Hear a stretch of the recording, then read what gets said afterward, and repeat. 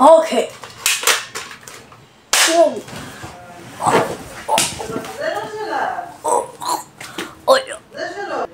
מה זה אחי? לא מערה טוב בעצמך. כאילו מה? אתה... יו. אחי. כל פעם אתה מגיע לסיטי פתאום חדש. שכבר אין לי כוח באמת. רגע חכה. מה? אני לא באמת הרגתי את עצמי. זה רק אקדח כדורי ג'לי, הנה אתה רואה. אני לא חי. כן, וזה טוב שאני עושה ככה. ואז, אוי, זה כואב. זה לא אומר שאני מת.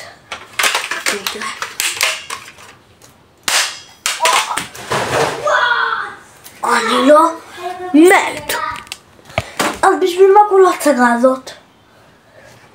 אתה מוכן להסביר לי? כאילו אתה לא משקר הצופים שלך שאתה מת. אתה נראה לי מסתיר.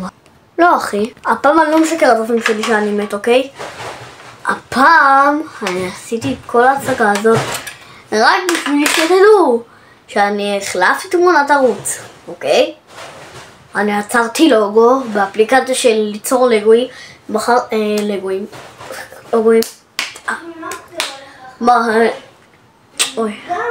בקיצור, לקחתי נכנסתי לאפליקציה, אוקיי?